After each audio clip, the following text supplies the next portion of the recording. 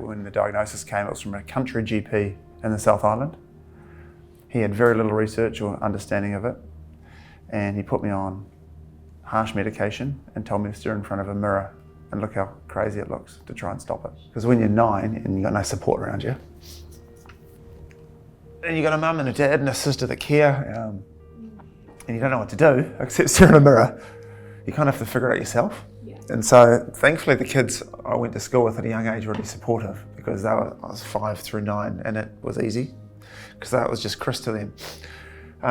But when I went to a new school, such as Ryder's done this year, that's when it really got hard. A new intermediate school, meeting new kids that don't really know what it is, and you're going through changing life.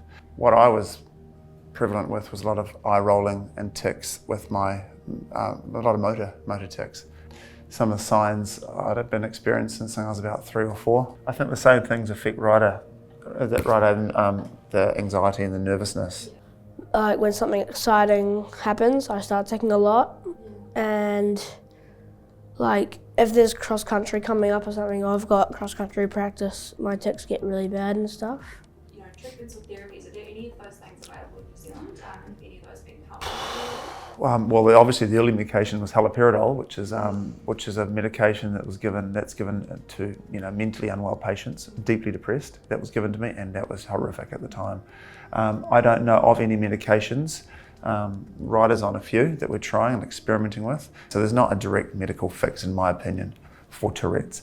I think it's simply a balance of diet, exercise, general well-being, and love and support and caring around you.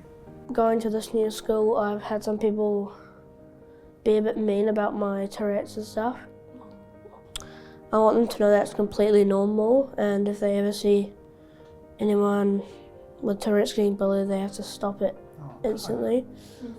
And yeah. Yeah, there's a wonderful association, the Tourette's Association of New Zealand.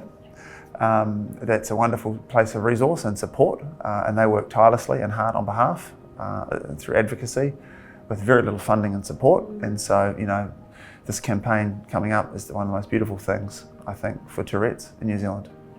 So the Tourette's Association of New Zealand is the only association in New Zealand that does support those that are living with Tourette's. We are just a small association, like the little association that could. We provide advocacy, support groups and support networks. We try and provide a community for those. We are doing a lot of projects for youth, because that is where it is prevalent, and it's a really hard time for those. Supporting families, we do a Camp Twitch every year, which is great.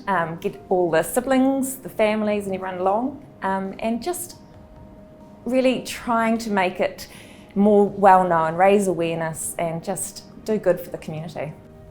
It's good that my family knows about it, because I feel more comfortable when they know about it and other people I know with it, and yeah. It's just a part of the brain that's wired a bit differently. All right, Ryder's just a normal kid. I'm a normal father, business owner, husband, sportsman. Life goes on. All it is a little part of the brain that's just wired a little bit differently. One of the things I really want to push across Awareness Month is that it is misunderstood. We're not a punchline and we're not a joke, and we just want people to accept those that have Tourette's just in their community, and talk to people with Tourette's, find out what it's like to live with, and know that it is difficult, but we're not your punchline. Does it help you knowing that your dad has this as well? Yeah, makes me feel way more comfortable, and Same for me too, mate. yeah. Thanks for checking out our YouTube channel. To stay up to date with all the latest news from the New Zealand Herald, click the subscribe button below or check out one of the videos here, and head over to nzherald.co.nz for more details on these stories and more.